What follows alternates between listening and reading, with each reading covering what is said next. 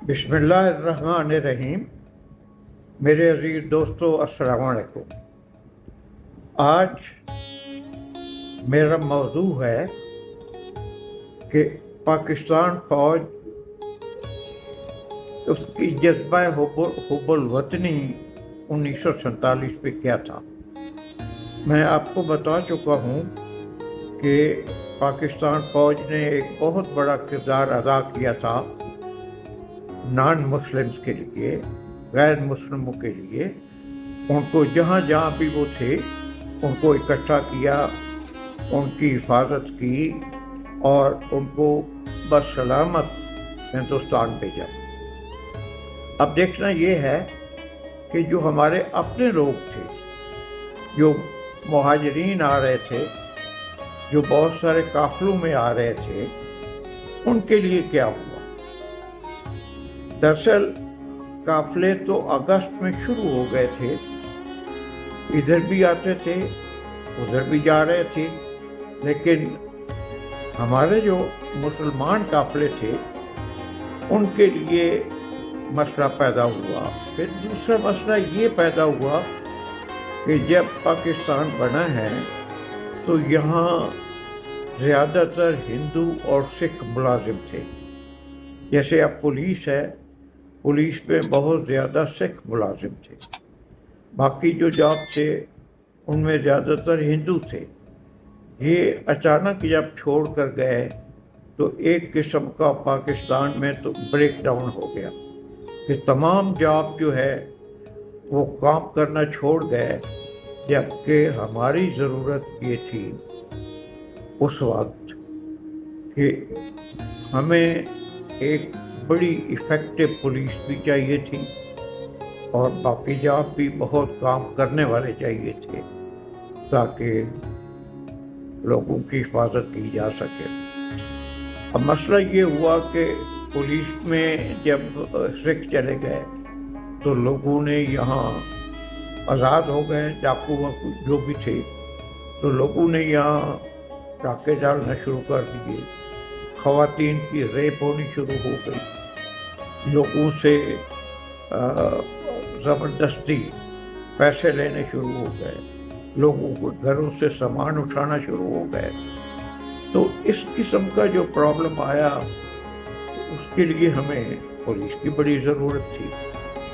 फिर जो काफिले आ रहे थे हिंदुस्तान से वो बड़ी उम्मीदों के साथ पाकिस्तान आए थे। उन्हें यहाँ हिफाजत चाहिए थी, उन्हें यहाँ तिब्बी सहूलतें चाहिए थी, उन्हें यहाँ खुराक चाहिए थी, उन्हें यहाँ रिहाइश चाहिए थी और उसके लिए हमारे पास कोई बंदोबस्त नहीं था। तो ये जब सारा मसला सामने आया तो ले दे कर इसका वाहिद हल जो नज़र आया वो फौज थी कि फौज को बुलाया। लिहाजा फौज को बुलाया गया कि आप हमारी मदद करें और इन महकमों को फौज ने संभालना शुरू किया। अब जो हमारे पास काफिले आ रहे थे वो दो किस्म के थे, एक तो पैदल काफिले थे और एक बज़रिया ट्रेन आ रहे थे। ट्रेनों पे तो हमें मेरे ख्याल में एक कंपनी मिली थी बलोच रेजिमेंट की, जो लगा दिए गए, और जो पैदल काफिले आ रहे थे उसके लिए जहाँ बलोच रेजिमेंट के लोग मिले वो लगाए, जहाँ फ्रंटियर फोर्स के मिले वो लगाए, जहाँ पंजाब रेजिमेंट के मिले वो लगाए।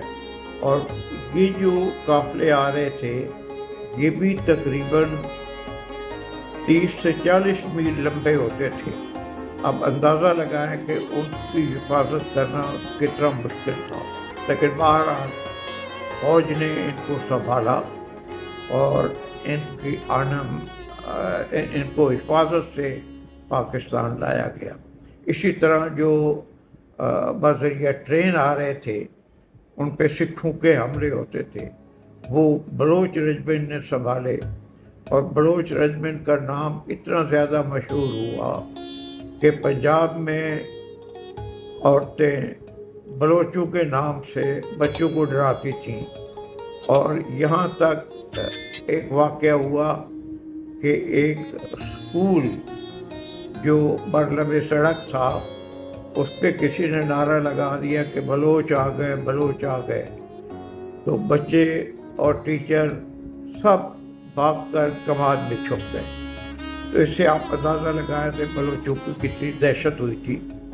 और वो ट्रेनों को संभाल कर रहे आए। तकरीबन 300 ट्रेनें पंजाब पाकिस्तान आई थी मुख्तलिफ मकामात से, और उन 300 में से 53 ट्रेनें ऐसी थी जिन्हें बलोच नहीं ला सके या ना अवेलेबल नहीं थे। तो इनका बहुत ज़्यादा नुकसान हुआ। लेकिन बाकी ट्रेनें जिनके साथ बलोच आए थे वो ट्रेनें बाहिफाजत पाकिस्तान पहुंची। नुकसान अगर हुआ भी था उसका तो बहुत थोड़ा हुआ। ये एक बहुत बड़ी बलोचों की तरफ से भी और पाकिस्तान फौज की तरफ से एक बहुत बड़ी, मैं समझता हूँ, एजाज़ था और उनकी हिफाजत जो इन लोगों ने की है। जो काफ़िले पैदल आ रहे थे उनमें ख़वातीन भी थीं, बूढ़े भी थे, बच्चे भी थे, हर किस्म के लोग थे। वो उनको चूँकि तमाम रास्तों पे आ रहे थे, किसी एक पे नहीं, तो ये जो मेन रास्ता था इसे फ्रंटियर फोर्स के लोग जो है लुक आफ्टर कर रहे थे और हिफाजत दे रहे थे। मेजर खुदादाद इनका इंचार्ज था। लेकिन सोल्जर भी आखिर इंसान है, चल चल कर इनकी बुरी हालत होती। कभी खाना मिलता था, कभी नहीं मिलता था, और अगर मिलता भी था तो सामने भूखे बच्चे बैठे होते थे, तो किसी सोल्जर के लिए खाना खाना बहुत मुश्किल था, वो बच्चों को दे देते थे। हुआ ये, फिर इनकी सोल्जर की ये हालत हुई कि ये चलने से भी कासिर थे। रिपोर्ट हुई कि जी सोल्जर्स की बहुत बुरी हालत है। तो मेडिकल चेकअप हुआ तो इनके लिए 15 दिन का रेस्ट रिकमेंड हुआ। और उस वक्त जनरल मूसा, जो बाद में हमारे कमांडर इन चीफ बने, उस वक्त कर्नल मूसा थे और ये स्टाफ ऑफिसर थे लाहौर में। तो इन्हें हुक्म दिया गया कि आप जाएं, इन सोल्जर को हुक्म दें कि ये 15 दिनों के लिए लाहौर आएं और रेस्ट करें। लिहाजा ये वाघा बॉर्डर पे पहुँचे। इन्होंने मेजर खुदादाद के अंडर जो ट्रुप्स थे उन्हें बताया कि आपके लिए ये हुक्म है कि आप लाहौर आकर आराम करें। और उनकी हालत देखकर कर्नल मूसा बज़ात खुद बहुत परेशान हुए कि उनकी हालत बहुत ख़राब थी। ये हुक्म देने के बाद कर्नल मूसा ने इन्हें बताया कि मैं आपके लिए हुक्म जो है वो तो मैंने बता दिया है, लेकिन मैं आपको गैर सरकारी तौर पे बता रहा हूँ कि इस वक्त अमृतसर की दूसरी तरफ एक काफिला तैयार है जो बुरी हालत में है। अब आपकी मर्जी है कि आप आराम के लिए लाहौर आ जाएं या काफिला लाने के लिए हट जाएं। तो जब कर्नल मूसा वहाँ से हटा है वापसी के लिए, तो ये तमाम जवान वापसी के लिए अमृतसर की तरफ मुड़ गए, रेस्ट के लिए नहीं आए। और इसको आप अंदाज़ा लगाएं कि जबकि इनकी अपनी बहुत बुरी हालत थी, ये वापस हटे और उनको वापस लाना शुरू हो गए। यहाँ सोल्जर्स के अलावा हमारे रिटायर्ड लोगों ने بہت بڑا کردار ادا کیا۔ ضلع روہتک میں جہاں جہاں بھی فوجی تھے انہوں نے اپنا کردار بہت اچھی طرح نبھایا۔ اب ایک مثال آپ کو دے رہا ہوں کہ میڈیکل برانچ کا ایک نائک پھر رہا تھا تو اس نے دیکھا کہ ٹرک میں مہاجرین کو لایا جا رہا ہے، لیکن ٹرک ڈرائیور اس وقت سکھ تھے۔ انہوں نے ایک خاص مقام پہ آ کر ٹرک کھڑے کر دیے۔ وہ ملے ہوئے تھے سکھوں کے ساتھ اور سکھ دستے وہاں تیار تھے ان پہ حملہ کرنے کے لیے۔ اس نائک نے دیکھا اور قدرتی طور پہ یا خوش قسمتی سے یہ پوری طرح مسلح تھا، اس کے پاس اسلحہ بھی تھا۔ یہ آیا، اس نے ٹرک سے مہاجرین کو نیچے اتارا اور بحفاظت انہیں پاکستان لے کر آیا۔ تو یہاں تک سولجر جو ہے تیار تھے ان لوگوں کو مدد کرنے کے لیے۔ ریٹائرڈ لوگ جو تھے انہوں نے بھی بہت بڑا کردار ادا کیا۔ روہتک میں قصبہ کلانور، یہ راجپوتوں کا قصبہ تھا۔ یہاں راجپوتوں نے بہت زیادہ ایک قسم کی حفاظتی دیوار قائم کی۔ سکھوں نے بہت کوشش کی یہاں حملہ کرنے کی، لیکن ان راجپوتوں نے، ریٹائرڈ لوگوں نے انہیں نزدیک نہیں آنے دیا۔ اسی طرح تحصیل فلور کے گاؤں تلوانڈ میں ریٹائرڈ کیپٹن حبیب اللہ تھا۔ اس نے مسلمانوں کو اکٹھا کر کے، ارد گرد کے مسلمانوں کو اکٹھا کر کے ایک حفاظتی دیوار قائم کی تاکہ یہاں سکھ حملہ نہ کریں۔ سکھوں نے کوشش کی لیکن ان لوگوں نے نزدیک نہیں آنے دیا اور یہ مسلمان بھی حفاظتی طور پہ پاکستان پہنچے۔ اسی طرح چک سعداللہ میں، ضلع امرتسر میں، کیپٹن ریاض نے مسلمانوں کو اکٹھا کیا اور ان کے لیے ایک حفاظتی دیوار قائم کی اور وہاں سے ان مسلمانوں کو اکٹھا لایا گیا۔ میں داد دیتا ہوں ان ریٹائرڈ مسلمانوں کو بھی جنہوں نے ان مسلمانوں کی حفاظت کی۔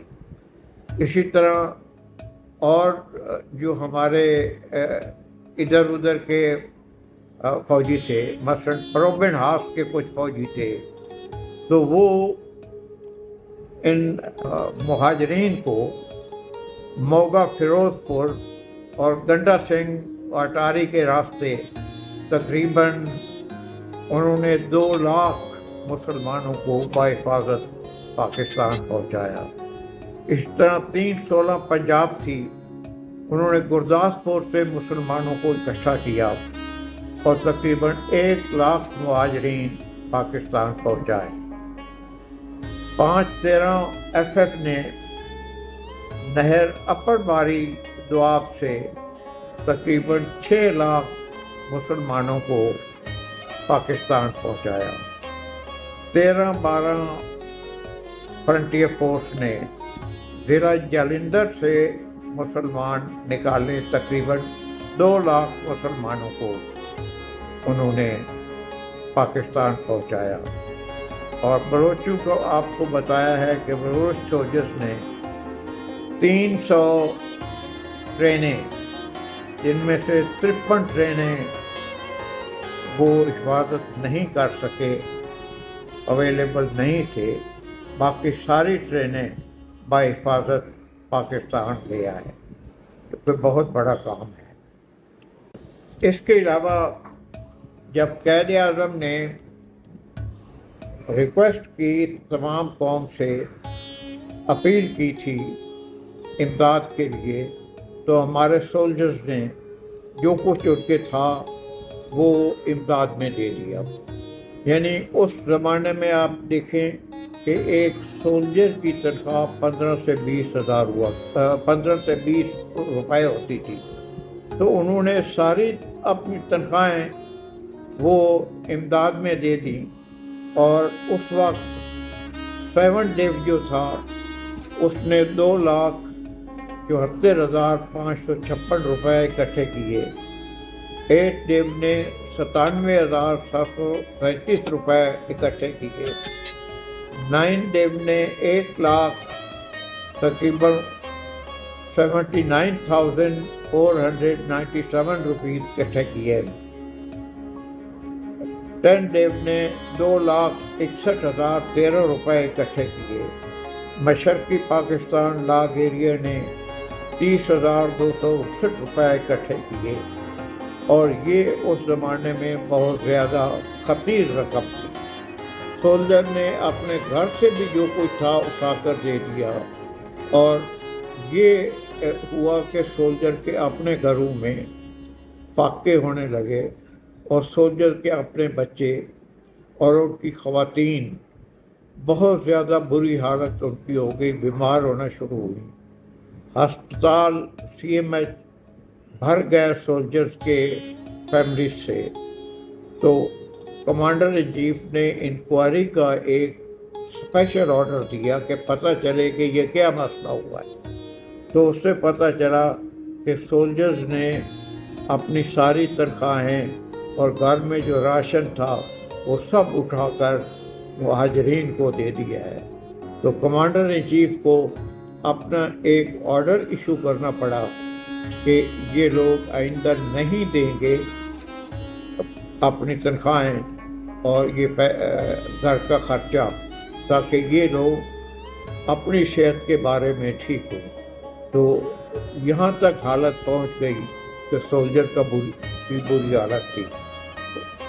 انہوں نے پھر کمانڈر ان چیف کے آرڈر کو فالو کر کے گھر کی حالت بہتر کی۔ تو یہ حالت تھی جو سولجرز نے، جو پاکستان آرمی نے حب الوطنی میں ایک کردار ادا کیا، جس کے لیے ہم ان کے شکر گزار ہیں۔ لہذا آپ بھی ان کی داد دیں، ہم لوگ بھی داد دیتے ہیں، اور آپ لوگوں سے درخواست ہے کہ پلیز سبسکرائب کریں، ساتھ بیل کا بٹن بھی دبائیں، اور لائک کرنا نہ بھولیں، ہم آپ کے شکر گزار ہوں گے۔ لہذا پاکستان آرمی زندہ باد، پاکستان پائندہ باد۔